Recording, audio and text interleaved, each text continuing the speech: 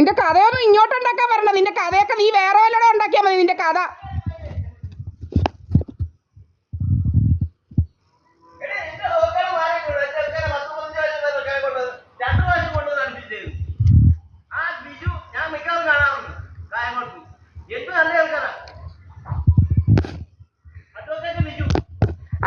നീ കെട്ടിക്കോടാ. നിന്റെ പെണ്ണുപിള്ളക്ക് കൊണ്ട് കൊടുക്കടാ. എടാ നീ ബിജുപിയെ കൊണ്ട് കൊടുക്കടാ. നീ ബിജുപിയെ നിന്റെ പെണ്ണുപിള്ളക്ക് കൊണ്ട് കൊടുക്ക്.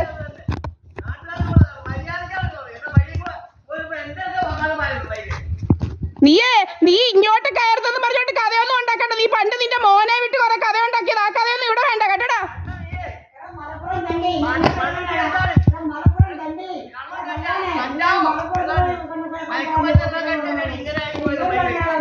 അത് നിന്റെ പെണ്ണുപിള്ള കണ്ടാ അറിയാം. അവിടെ മയക്കുമരുന്നെല്ലാം കഴിച്ചു നിന്ന് അങ്ങ് ശോഷിച്ചു പോയല്ലോടാ നിന്റെ പെണ്ണുപിള്ള. ഏടാ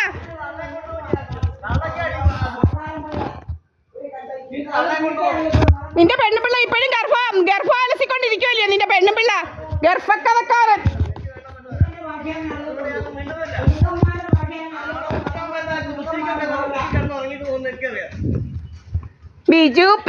ബിജുപിയെ കോടതി വഴിയാണ് ബന്ധം ഒഴിഞ്ഞത്. ബിജുപിയെ കോടതി വഴി. ഇനി അവൻ ഈ ജന്മം ഇവിടെ കയറത്തില്ല. ബിജുപിയെ കോടതി വഴിയാണ് ബന്ധം ഒഴിഞ്ഞത്.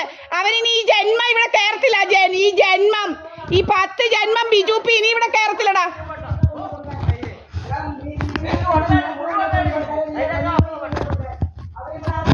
ആണ് ശരിയാ. നിനക്കാ വട്ട്. കോടതി വഴി ബന്ധം ഒഴിഞ്ഞ ബിജുപിയുടെ കാര്യം പറയുന്ന നിനക്കാടാ വട്ട്. നീ ആരാടാ ഇവിടുത്തെ കാര്യം തീരുമാനിക്കാൻ?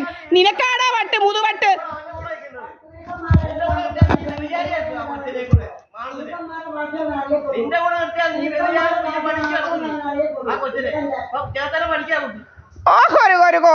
മച്ചാര് അയ്യോ എടാ നീയല്ലേ ഇപ്പൊ 10 വയസ്സുള്ള ഒരുത്തയെ വ്യഭിചാരിയാക്കിക്കൊണ്ടിരിക്കുന്നത്. 10 വയസ്സുള്ള ഒരുത്തിയെ എടാ സ്കൂളിൽ വിടാതെ നീ വ്യഭിചാരം പഠിപ്പിച്ചോണ്ടിരിക്കുവല്ലേ 10 വയസ്സുള്ള ഒരു പെണ്ണിനെ. നീയല്ലേടാ വ്യഭിചാരം പഠിപ്പിച്ചോണ്ടിരിക്കുന്നത്. ബിജുപി അവന് ബിജുപിയെ കയറ്റണം. ബിജുപിയുടെ അജണ്ടകളൊന്നും നടന്നില്ല. ബിജുപിയുടെ അജണ്ടകളൊന്നും ഇവിടെ നടന്നില്ല. ബിജുപി നല്ലവരെന്ന്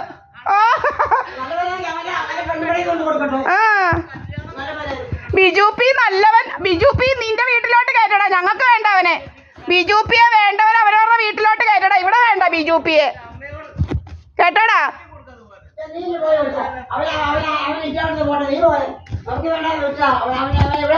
അതാ ബിജുപി അവന്മാർക്ക് അജണ്ടയൊന്നും നടക്കുന്നില്ല. ബിജുപിയുടെ അജണ്ട ഹിഡൻ അജണ്ടയൊക്കെ കയ്യിലിരിക്കട്ടെ അവന്റെ. കേട്ടോ, ബിജുപിയുടെ ഹിഡൻ അജണ്ടയൊക്കെ കയ്യിലിരിക്കട്ടെടാ.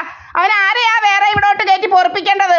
ഏടാ എന്നെ അങ്ങ് വകവരുത്തി വെച്ച് വേറെ ഉനിയത്തിയൊക്കെ കെട്ടി പൊറുക്കാമെന്നാ വിചാരിച്ച് അവന്റെ ഹിഡൻ അജണ്ട ആയിരുന്നു. അതൊന്നും നടന്നില്ലയോടാ. ഏടാ അതൊന്നും നടന്നില്ലയോ? അവൻ കുറെ നാളുകൊണ്ട് നോക്കുമായിരുന്നു. അവൻ കുറെ നാളുകൊണ്ട് അവൻ പറഞ്ഞതാ ഒന്നിച്ചു നിന്ന് ഫോട്ടോ എടുക്കാതെന്ന് പറ. മുരളിയും പ്രീതയും കൂടെ ഒന്നിച്ചു നിന്ന് ഫോട്ടോ എടുക്കാതെന്ന് പറ. ഇവൻ വിചാരിച്ചിട്ട് 1 വർഷം നീട്ടി ഒരു കല്യാണമൊക്കെ വെച്ചിട്ട് ഇവൻ വിചാരിച്ചു എന്നെ അങ്ങ് വകവരുത്തിയോ ഇവനങ്ങ് പൊറുക്കാവുന്ന സ്വത്തുക്കൾ 4-5 ഏക്കറൊക്കെ ആയിട്ട് അവനങ്ങ് പൊറുക്കാവെന്ന് വിചാരിച്ചു. ബിജുപിക്ക് നടന്നില്ലയോടാ അവന്റെ അജണ്ട നടന്നില്ലയോടാ. ദീപ എസ് പണിക്കറിനെ അങ്ങ് വകവരുത്തിയേച്ച് അങ്ങ് പൊറുക്കാവെന്ന് വിചാരിച്ചു അവൻ ഈ സ്വത്തെല്ലാം കൊണ്ട്.